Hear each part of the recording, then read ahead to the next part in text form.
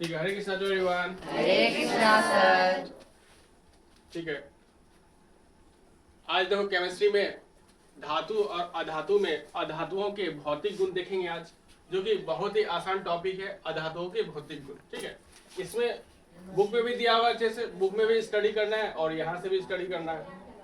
ठीक है, सबसे अधातुओं के भौतिक गुणों को लिखे। क्वेश्चन ऐसा आएगा, अधातुओं के भौतिक गुण निम्नलिखित हैं। इसमें से जो इतना पॉइंट्स है, इससे ऑब्जेक्टिव में भी आ सकता है। ठीक है ना, इसलिए इसको पढ़ना है। अगर सब्जेक्टिव में आया क्वेश्चन तो इसमें से कोई भी 5 पॉइंट लिख सकते हैं, 6 पॉइंट, जैसा वेटेज रहेगा क्वेश्चन का। अगर 2 नंबर का पूछेगा तो 2 या 3 पॉइंट लिख देंगे, 5 नंबर का पूछेगा तो ज्यादा से ज्यादा लिखना है उसमें, है ना। ठीक है, पहला अधातुओं के भौतिक गुण में पहला अधातु का गुण क्या है? पढ़ो सभी कोई, पढ़ो, यहाँ से पढ़ो सभी कोई।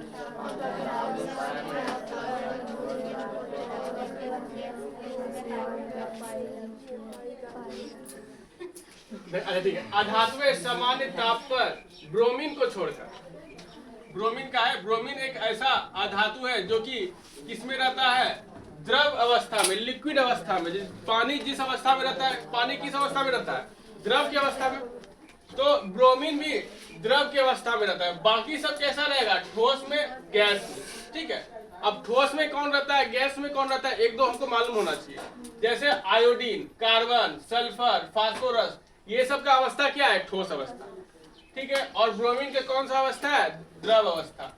हाइड्रोजन, ऑक्सीजन, नाइट्रोजन, क्लोरीन, ये सब जो गैस है, ये कैसा है? अधातु।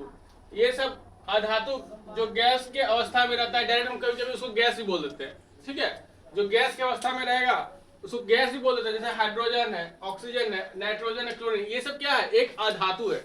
और जो कि किस अवस्था में रहता है? गैस अवस्था में। ब्रोमीन किस अवस्था में रहेगा? द्रव अवस्था में। इसको तो बहुत बार पूछता है ऑब्जेक्टिव में, कौन ऐसा अधातु है जो कि द्रव अवस्था में रहता है? ब्रोमीन। ये लोग बहुत बार पूछता है। आयोडीन, कार्बन, सल्फर, फास्फोरस, ये सब कैसे रहेगा? ठोस अवस्था में। ठीक है, पहला पता चल गया भौतिक गुण कि कौन कौन से अधातु ठोस में रहते हैं, द्रव में रहते हैं और गैस में रहते हैं। तो प्रायः ज्यादा से ज्यादा धातु अधातु ठोस में और गैस में। द्रव में कौन रहेगा? सिर्फ एक, कौन सा? ब्रोमीन। द्रव अवस्था में कौन सा अधातु रहेगा? ब्रोमीन। ठीक है, अब देखो, अब नेक्स्ट पढ़ो जरा, ये सेकेंड गुण पढ़ो जरा, पढ़ो सभी कोई जोर से।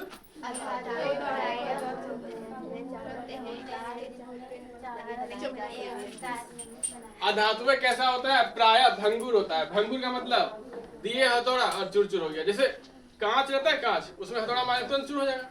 जैसे कांच का कोई बर्तन रहता है, गिरता है तो गया काम, तुरंत चूर हो जाता है। इसका मतलब क्या? जो अधातुएं हैं वो जैसे ही उस पर फोर्स लगाएंगे, बल लगाएंगे या फिर किसी चीज हथौड़े से पीटेंगे, वो तुरंत चूर-चूर हो जाएगा। उसको बोलते हैं भंगुरता। जो कि बल लगाने पर या हथौड़े से ठोकने पर तुरंत चूर-चूर हो जाए, उसको क्या बोलते हैं? भंगुरता। भंगुरता का इंग्लिश में क्या बोलते हैं? ब्रिटलनेस। ब्रिटल, जो भंगुर है उसको बोले ब्रिटल। और अगर वो बल लगाने पर चूर-चूर हो गया तो उसको हम ठोक ठोक के पतला सीट की तरह नहीं बना सकते।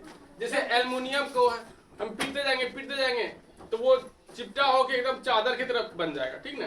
तो हम लोग धातु के भौतिक गुणों में पढ़े थे कि एल्युमिनियम फॉइल्स का यूज करते हैं। बर्फी सब रहता है, बर्फी जो मिठाई बनता है उसके ऊपर एक पतला लेयर चढ़ा दिया जाता है ताकि वो ज्यादा दिन तक सुरक्षित रहे, खराब ना हो। लेकिन वो खाना नहीं चाहिए, हानिकारक है ना।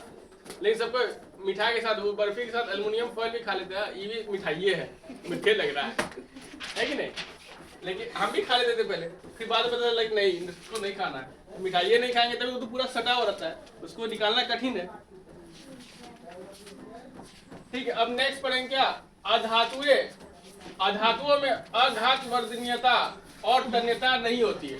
जिस तरह से धातु का इस्तेमाल करके हम क्या कर सकते थे? उसको मोड़ सकते थे या फिर उसको पीट के शेप चेंज कर सकते थे, तो उसको बोलेंगे मेलेबल है। और उसको खींच करके एक लंबे तार में भी परिवर्तित कर सकते थे, तो उसको क्या बोलते थे? डक्टाइल है। तो धातु मेलेबल भी है, डक्टाइल भी है, आघात वर्धनीय है और तन्य भी है। लेकिन अधातु न ही आघात वर्धनीय है, न ही क्या है? तन्य है। ठीक है, तो धातु को हम नहीं मोड़ के दूसरे शेप में ले आ सकते हैं, अधातु को नहीं मोड़ के दूसरे शेप में ले आ सकते हैं, ना ही उसको खींचकर उससे लंबा तार बनाया जा सकता है। ठीक है, आया बात समझ में? अधातु को हथौड़े से पीटने पर वह चूर चूर हो जाते हैं। अधातु को हथौड़े से पीटने पर वह क्या हो जाता है? चूर चूर हो जाता है। ठीक है, ये भी हो गया। अधातु प्रायः ऊष्मा एवं विद्युत के कुचालक होते हैं। अधातु प्रायः ऊष्मा और विद्युत के कुचालक होते हैं। धातु क्या होते हैं? चालक। धातु क्या होते हैं? ऊष्मा और विद्युत के चालक होते हैं। और अधातु क्या हो जाएगा? कुचालक। अधातुओं में कोई विशेष धातुई चमक नहीं होती है। अधातुओं में कोई विशेष धातुई चमक नहीं होती है। ठीक है, केवल चमक किसमें होगा? ग्रेफाइट में और आयोडीन में। ग्रेफाइट में और आयोडीन में थोड़ा चमक होता है। ठीक है,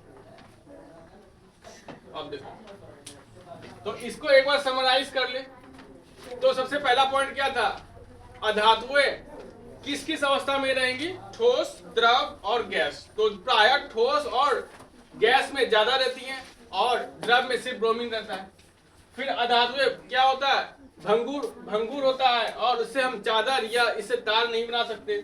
अधातुएं क्या हो सकता है? आघात वर्धनीय और तन्यता नहीं होता है इसमें। अधातुओं को हथौड़े से पीटने पर वो चूर चूर हो जाएगा। अधातुएं ऊष्मा एवं विद्युत के कुचालक होते हैं। ये वाला बहुत इंपॉर्टेंट है। ये हमेशा ये कोई बोलेगा अधातु क्या होता है, सबसे पहले बता देगा अधातु ऊष्मा एवं विद्युत के कुचालक होते हैं। ये पॉइंट सबसे पहले बोलना है कि अधातु ऊष्मा एवं विद्युत के कुचालक होते हैं। ठीक है, अगर अधातु कोई किसी अधातु का बर्तन बना है, उसको चढ़ा दिए गैस स्टोव पे, उसको गर्म नहीं होगा क्योंकि उसमें ऊष्मा प्रवाहित ही नहीं होगा क्योंकि वो कुचालक। ठीक, और उसमें क्या करते हैं? एक तार इधर जोड़ दिए और फिर इधर उसको टच करेंगे तो वो भी करंट भी नहीं मारेगा। जैसे प्लास्टिक है, प्लास्टिक का वायरिंग होता है उसके ऊपर, वायर के ऊपर। तो प्लास्टिक क्या है? एक अधातु है, अंदर में करंट जा रहा है लेकिन उससे पास ऊष्मा का भी सुचालक नहीं होता, कुचालक होता है। वो तो जलिए जाता है ना, वो तो जलिए जाता है। ठीक है, तो सुचालक होने का मतलब क्या हुआ? सुचालक होने का मतलब क्या हुआ? उसको पास होने देना अपने थ्रू। जैसे वायर में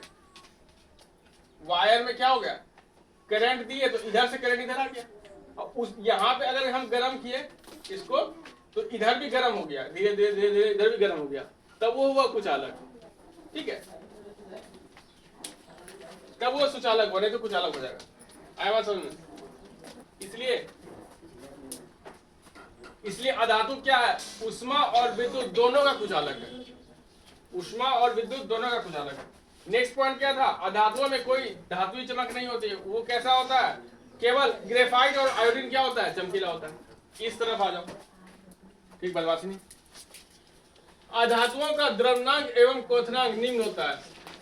अधातुओं का द्रव्यनांक एवं क्वथनांक निम्न होता है। ये इंपॉर्टेंट याद रखना। ये द्रव्यनांक क्वथनांक याद रखना है। द्रव्यनांक क्वथनांक से दोनों का, धातु का और अधातु का, दोनों का परिभाषा, भौतिक परिभाषा क्या करेंगे का उसका एक्सप्लेन करेंगे कि अधातुओं का द्रव्यनांक एवं क्वथनांक निम्न होता है, लेकिन इसमें ग्रेफाइट है जिसका कि द्रव्यनांक उच्च होगा, लेकिन धातु का क्या होगा?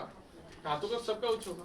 ठीक है, अधातुएं मुलायम होती है जैसे सल्फर और फास्फोरस, परंतु कार्बन अप्रूप किसका है? कार्बन का एक अप्रूप कौन सा है? हीरा, जो कि सबसे अधिक कठोर होता है। पूरे संसार में सबसे अधिक कठोर पदार्थ कौन सा है? हीरा। लेकिन वो कैसा है? अधातु। लेकिन सामान्यतः हम क्या पढ़े? धातु जो है वो कठोर होता है, लेकिन ये हीरा, एक हीरा सबका बदला ले डाला है ना, सब धातु से भी ज्यादा स्ट्रांग हो गया, कठोर हो गया। ठीक, एक हीरा, और ये हीरा कैसा हो गया? अधातु। अधातु हो गया। इसका मतलब उसको गर्म करेंगे तो जल्दी गर्म नहीं होगा, उस पर करंट मारेंगे तो करंट नहीं लगेगा, क्योंकि वो ऊष्मा का और विद्युत का कुछ अलग होगा, है ना। अधातुओं के घनत्व निम्न होते हैं। अधातुओं को पीटने पर धातु की तरह ध्वनि उत्पन्न नहीं होती है। हाइड्रोजन को छोड़कर सभी धातुएं विद्युत ऋणात्मक होते हैं। हाइड्रोजन सिर्फ क्या होगा? हाइड्रोजन कैसा होगा? विद्युत धनात्मक। हाइड्रोजन कैसा होगा? विद्युत धनात्मक। इसको दोनों हाइड्रोजन को जब भी रिप्रेजेंट करेंगे H/D(ROGEN), ये हाइड्रोजन, इसको जब भी रिप्रेजेंट करेंगे दर्शाएंगे H+। ठीक है, H+ से दर्शा रहे तो विद्युत धनात्मक है हाइड्रोजन। ठीक है, वो इलेक्ट्रॉन को दे देता है। हाँ, पढ़ो जरा, हाइड्रोजन को छोड़कर सभी धातुएं विद्युत ऋणात्मक होती है। हाँ, वही तो बता रहे हैं। तो हाइड्रोजन विद्युत धनात्मक होता है, क्यों? क्योंकि ये एक इलेक्ट्रॉन इसके पास है, बाहरी कक्षा में एक इलेक्ट्रॉन दे देता है। ठीक है, दे देता है, जाओ ये ले जाओ। और इसके पास जो क्लोरीन है, इसके पास बाहर में एक इलेक्ट्रॉन ले लेता है। जो इलेक्ट्रॉन लेगा उस पे नेगेटिव आवेश, ऋण आवेश आ जाता है। ठीक है, क्योंकि इलेक्ट्रॉन ऋणात्मक होता है और प्रोटॉन धनात्मक होता है। ठीक है, किसी भी तत्व के परमाणु में नाभिक होता है जिसमें कि इलेक्ट्रॉन प्लस प्रोटॉन होता है। इलेक्ट्रॉन इसके चारों तरफ घूमते रहता है, प्रोटॉन यहाँ होता है और यहाँ न्यूट्रॉन होता है ना। तो सभी धातुएं कैसा होगा? विद्युत ऋणात्मक। लेकिन हाइड्रोजन कैसा होगा? विद्युत धनात्मक। ऐसे भी याद रखना, H+ से इसको दर्शाते हैं। तो H+ क्या है? विद्युत धनात्मक। और Cl- भी अधातु है, लेकिन इसको रिप्रेजेंट करते हैं Cl- से। ठीक है, तो अब विद्युत ऋणात्मक गुण क्या किसे कहेंगे? विद्युत धनात्मक तो बता दिए कि एक इलेक्ट्रॉन को त्याग कर देगा और उस पर एक प्लस चार्ज आ जाएगा, प्लस आवेश, तो वो क्या हो जाएगा? विद्युत धनात्मक। उसी तरह विद्युत ऋणात्मक क्या होता है? ऐसा परमाणु जो इलेक्ट्रॉन ग्रहण कर ले।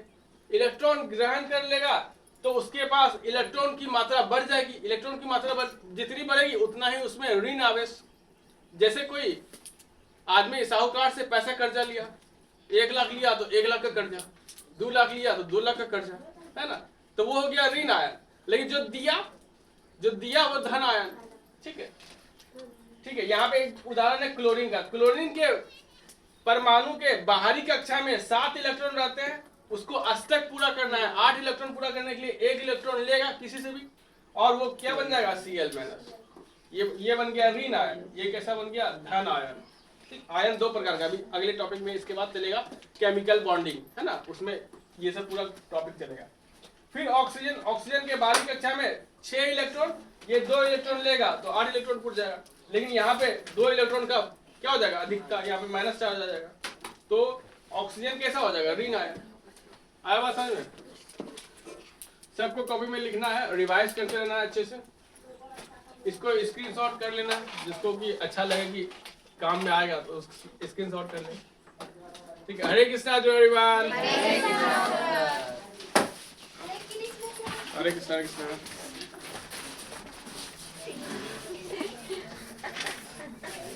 पापा